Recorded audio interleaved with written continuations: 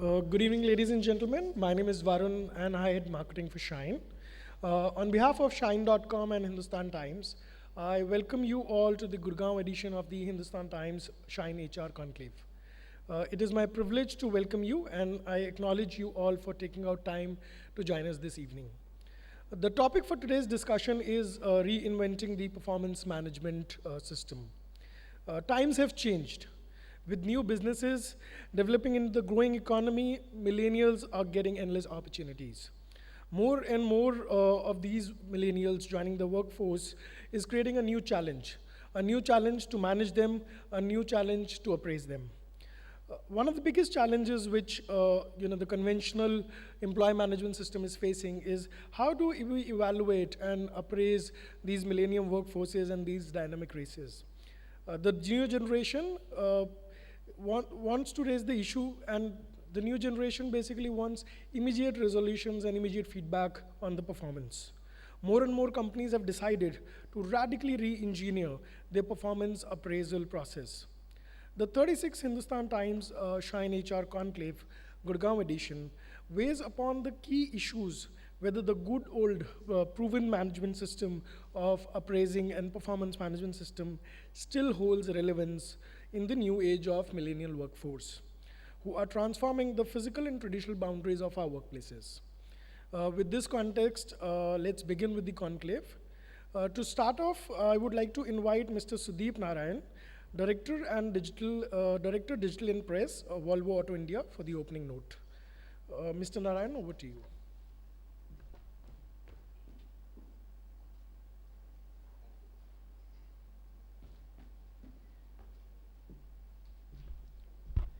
I forget all my speech when I'm speaking to HR. Good evening, ladies and gentlemen. We are very proud to be associated with the Hindustan Times Shine HR Conclave, and we are a brand that comes from Sweden, and I'm sure all of you are aware how people-focused we are. So it naturally gives us a very good fit to be a part of such a august audience. But before I say a few words about the brand, I'd like to ask you a question. How many of you wear seat belts in the rear seat? Could you please raise your hand? That's not too many. And how many of you in your respective companies put that as a rule that everybody who gets a car from the company has to wear a seat belt? That's only one, two. I think by the time we do this next year, I'd like to see many, many more. Because the reason is very simple. We invented the seatbelt, of course, and we gave it free to every car manufacturer. So there is a little bit of Volvo in every car you drive. And the whole purpose is primarily to save lives. I think as HR, you are the torchbearers for everybody else in your company, including you, to execute this. Just think about it. Because if you're sitting in the rear seat of a car and the car collides, and if a person, so let's say I weigh 65 kilos, at 50 kilometers per hour, my weight is almost 1800 kilos because of the momentum. And with that weight, I'm like an elephant, and I crash into the front seat. It not only will completely throw me out of my whiskers, but the person who's sitting in the front seat will also get affected by it.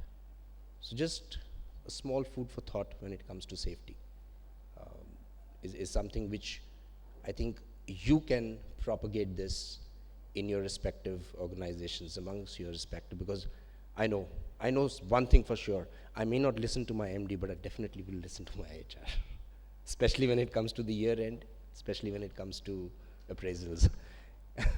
Anyway, jokes apart. The second thing which we want to mention is environment. How many of you select cars for your companies that are environmentally friendly?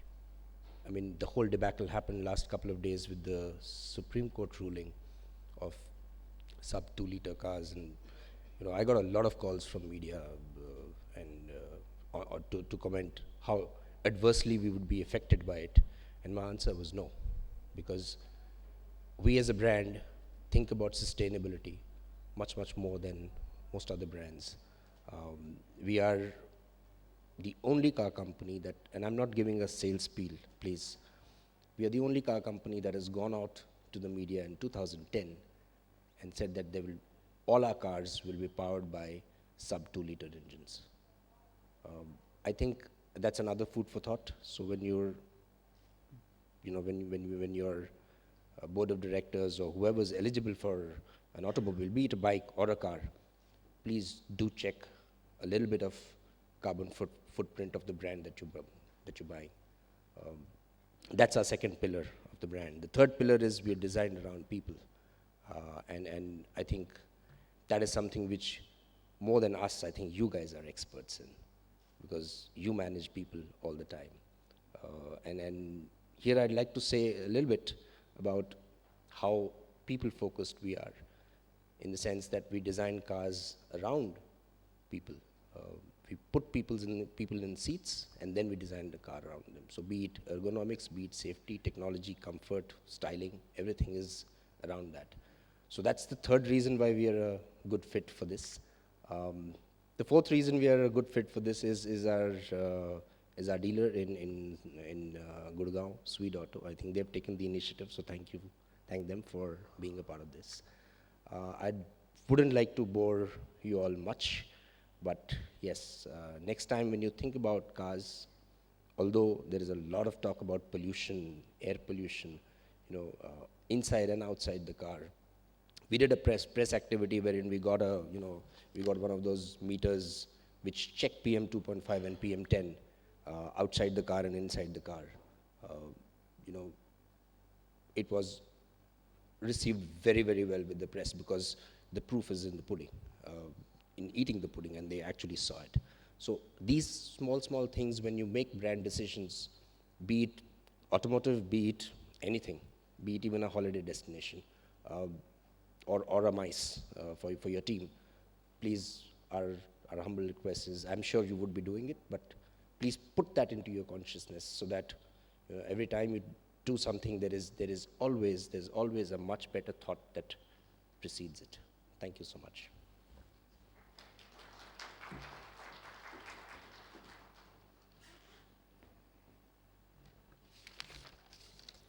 Thank you, Mr. Narayan. We Indians do put safety in the driver's seat, and I hope in future the trend changes.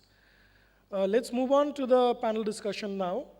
Let me first introduce Sailesh Singh, Director and Chief People Officer, Max Life Insurance. Sailesh, with about 25 years of experience, is responsible for developing and implementing successful human resources strategies that supports long-term growth and transformation of the organizations. As part of the transformation agenda, Sailesh is spearheading Max Life's journey to becoming a great place to work. Prior to joining Max Life Insurance, Sailesh has worked in multiple HR leadership roles in companies like GE Energy, GE Supply Chain, GE Capital, SRF Finance, Aisha Tractors, and National Dairy Development Board. Sailesh is a graduate from Delhi University and a postgraduate from Arma, Gujarat. Sir, if you could take your seat on the dais. Our next speaker, Dr. Shalini Lal, Global Head, Talent and Development, Deutsche Bank, a near and offshore center. Shalini is passionate about working to create great organizations that enable people to be at their best. Prior to this, she was Chief Human Resources Officer at Escorts Agri Machinery. Shalini is a graduate from IIM Ahmedabad and a PhD from University of California, LA. Her core area of focus over a career of over 20 years have been organizational change and leadership development. Ma'am, if you could take your seat on the dais. Our next speaker for the evening is Shrikant Lanikar, Chief Human Resources Officer, Pernod Ricard, India. Shrikant has over 30 years of experience of leading HR in India, China, Europe, and USA. He is member of the Top Leadership Council and a whole-time director of the company. His key focus area have been leading HR transformations, building systems and processes, defining and developing the culture, developing talent and leadership capabilities. He has been trained in strategic HR planning at the University of Michigan, LA, University of Michigan, USA, and is a trained practitioner of Six Sigma. We welcome you, sir. If you can take your seat on the dais. Our moderator for the evening is Rajan Kalia, co-founder Salt DeFi. Rajan works in the area of business enablement and leapfrogging organizations to the next level of growth.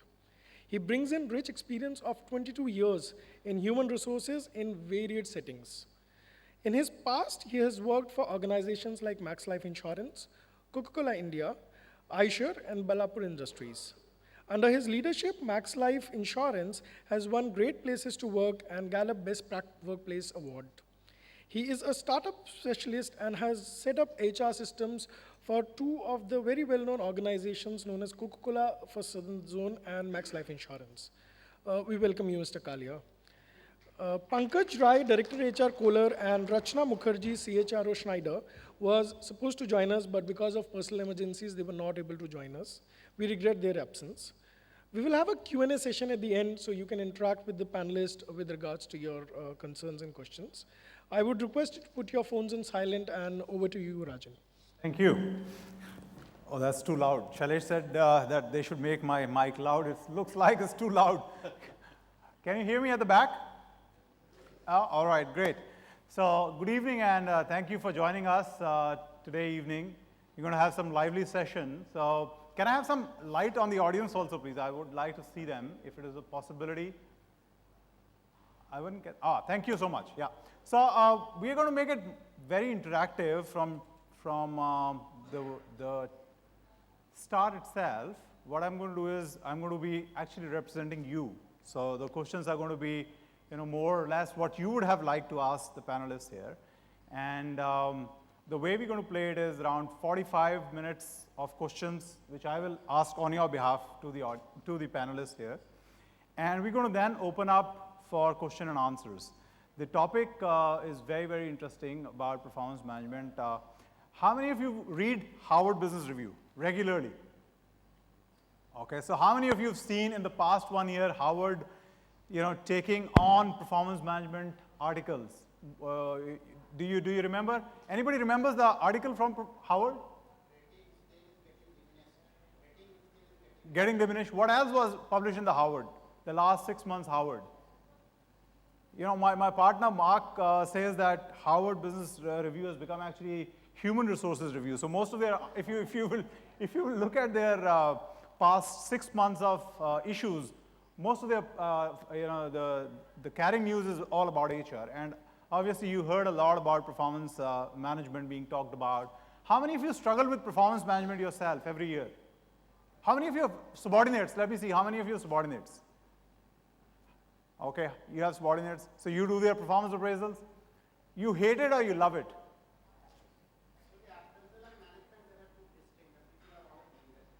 Yeah, absolutely.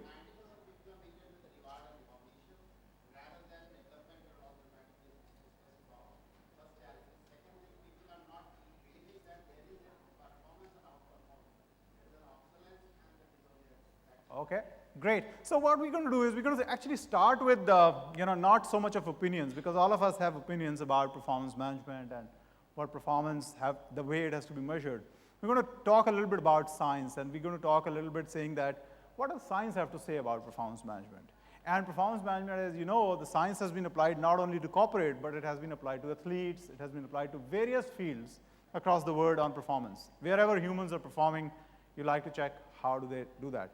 So one of my questions, which I'm going to invite off from the panel, which is a common question to everybody, and maybe I'd like to start with Shrikant, about saying what kind of things is science saying about performance management? Would you like to just share with us a little bit about if you have read about some research or some kind of a science about performance management? What are some of your views on how does the science apply to performance management field? Thanks, Rajan. Is this working? Yeah, Am I audible there? This one is okay? Yeah, okay.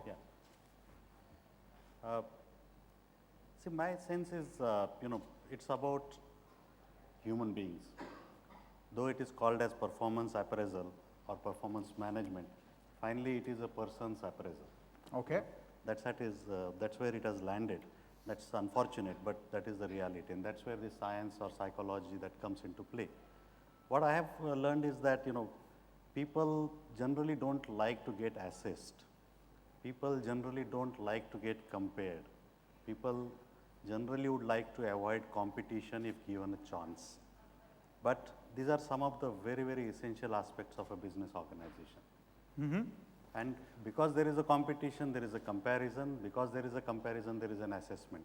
If that goes into the system, then the human factor in the process has to either accept it as a reality, which our employees have by and large now done that, though they resent it.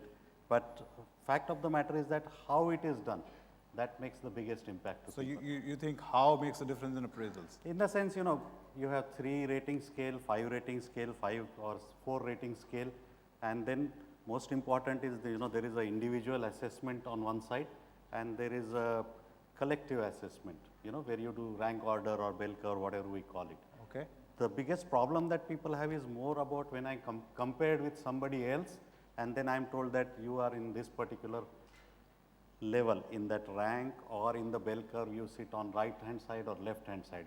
That is where the biggest problem is in the system. Okay. But when I am told that on a scale of, say, only my KPIs you are measuring, and I am supposed to do something against 10, I am doing 7, 7.5. I don't feel as much bad about it. Supposing I have been a little above average kind of a performer all my life in my academics and all that. So I am okay with 7.5. But when I am told that everybody else is at 9.5, 8.5 or something like that, and I am the last in that list there, that hurts the most. Okay. And that's where I start challenging the system, because how you are rating others, I am blind to that. Okay. So- Okay. So we'll come back to that in a while. Shailesh, may I ask you your whatever you've read about the science of performance management, and what are some of your views on this? Rajan, on a recent flight from Calcutta to Delhi, I was sitting with the artist Shubha Mudgal, classical singer. Yeah. And we got into a very interesting conversation on this topic of science versus art, Okay. and very relevant therefore to what we are discussing. And after a few minutes of conversation, what we agreed on was a workable definition of what differentiates science and art first. And that was, if you see, science usually is something that can be structured and that is repeatable. Absolutely. Okay? There is a method and that's repeatable, and if A can do it, B should be able to do that, and C should be able to do that. Versus art, where if it is taken, and art is still different from craft. I'm not talking craft. Craft is also repeatable, but I'm taking this to a level where it becomes art, where passion comes to the fore, and it takes over the science, the method. And you lose the difference between the task and the passion. Examples could be a Lata Mangeshkar singing, which is her passion. Example could be a Saina Nehwal. Example could be Shubha Mudgal, who I was talking to, and at that point of time, it's very difficult to find. Now, I will relate to this later as we talk, but I can tell you, the more recent researches and science seem to be creating a negative perception about comparison, about performance feedback and ranking. That's what one has been picking up. It also depends on where you are parked in this whole game. There are people who perform very well and they seem to view this favorably. There are people at the receiving end of this who don't view it favorably. So it all depends, and I really do not subscribe to, at this point in time, in any one particular perception. It lot depends on how you view it, your level of maturity and your level of readiness to see it. So at this point in time, while there seems to be a phobia and avoidance that seems to be projected in recent researches, including Harvard Business Review, there are several articles that are talking about it. There are organizations that are looking at refreshing it, reinventing it, walking away from it, all kinds of conversation. That's what one is witnessing. But I feel that's just part of the picture. I think there is more to it, and there is an art side to it, which I think has not been done justice to. That's my Okay. perspective. So we'll invite the ladies' view on this. So what's your point of view? Is it working? Hi. Yeah. It's a complex one, and the answer of science itself is complex. So, when just to give you a bit of context, I did a PhD very late in my career. So I was working for 11 years and then I went to do a PhD after that. So one of the things that happens when you go as a practitioner of HR is that you're searching for answers to all the difficult questions you faced, as a practitioner, and you're searching for those answers within academia, within science. You're hoping that, you'll get a clue to what is the real right answer, to some of these challenges. And performance management was a question which was, really, it's a burning question for all HR colleagues, and it was for me at that time. And the interesting thing is academics are quite divided on this issue. And I'll tell you what I mean by that. So on the one hand, what you will hear about, what works in performance management is, you want to do X, I give you feedback on what's a better way to do X. You care about X, you're likely to take that feedback very seriously and work on it. So, we know that that works. If someone gives you helpful feedback on something that you are, focused on achieving, we know it works. And there's enough science to prove that that piece works.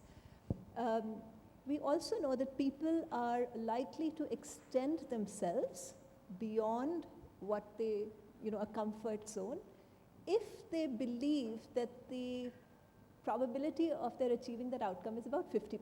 So there is that, rough zone where I think I'll push myself if I think there's at least a 50% chance I'll be able to, do this. On the other hand, if the, probability is lesser than 50%, a lot of trials have shown that it doesn't quite work the same way. People feel it's not perhaps worth putting in that extra effort. So we know that on the, incoming side, these are the pieces which one has to be conscious of. We also know that in any kind of, and because performance management systems are so closely related to rewards, there are equity concerns always playing in people's mind. And those equity concerns are on two levels. One is internal equity. I put in X amount of work. Am I getting enough recognition commensurate with whatever, work I did, etc., for the organization? So people are always asking themselves that question that, was the organization fair to me in what it gave? And this is for all of us, all of us sitting here as well, whether HR or not HR, this is always primary on our mind. And the second piece is equity vis-a-vis others. I did X, the other guy did half of that. He couldn't possibly be getting, so that whole, he's gotten this more important role. It's hard to know who's getting how much bonus, but you do see who's getting, favored in an organization by good opportunities, promotions, etc. That's a lot more visible. So people are concerned about, both of these very much. So here's some very interesting research, and I did my PhD at UCLA. The UCLA faculty itself was very divided on, what the research can tell us about effectiveness. However, one piece of research which was very interesting was how if an organization moved into a very systematic performance management process and systematically involved multiple stakeholder feedback, rating system, all of the things that we consider very technically positive about a good, PMS, what would be the outcome on business? So the interesting finding was that there was no outcome. And for a long time, we had a debate around what does this mean? How can there possibly be no outcome? If I get feedback from 10 sources, I should be better, as an outcome. And nobody had the answer because that research wasn't able to say why that was the case. It just looked at if an organization which hadn't so far implemented, a systematic PMS moved into a very technically sound, strong PMS, was there a performance impact? And the answer was no. So empirically, are organizations necessarily seeing people perform at a higher level because of their performance management system? Research has very mixed outcomes. A lot of research studies would say no. We know through anecdotal feedback, it's also very mixed. People will say yes, people will say no, people are happy, people are uncomfortable. So we know that there's a mix, out there. So the answer is there's some things that we know should work, and yet if we look at what is the final outcome in organizations, it's far more mixed. Thank you. So that's an interesting way to begin our discussions. I heard the comparison part coming out a lot in our discussions. And we said that as long as it's about me and I'm trying to achieve a higher goal, that's fine. But When I get compared to somebody else, that's where the equity and the reward and all those things start coming into play. Now, my question is that should we look at building a performance management system, or should we have a kind of performance management system which can isolate both these vectors in an organization context? Do you think that's a possibility of still, putting my performance, and we know that science tells us that if the harder the goal for me, and as you said, there's a threshold, there's a sweet spot of 50% or whatever that number is, my likelihood to achieve for that is higher. And sometimes it's just because of the challenge. It's not because of perhaps the monetary rewards. And if I was to isolate that and vis-a-vis the equity, so if there are two systems which are separate, as HR people, we have continuously mixed that, right? We continuously mix because we say that you're rated A, B, C, D, so we have only X amount of resources, so you get more and you get less kind of thing. Is there a possibility of isolating these two? What's your view, Shalini? We'll begin with you this time and then we go to other people. So I think it's a challenging question. I don't think as HR, as a community, we've really found the answer. It's useful to step back and see, why were these comparisons, for instance, introduced? And Shailesh's organization, as I was telling him just before, played a very significant role, GE played a very significant role in, popularizing the whole bell curve system.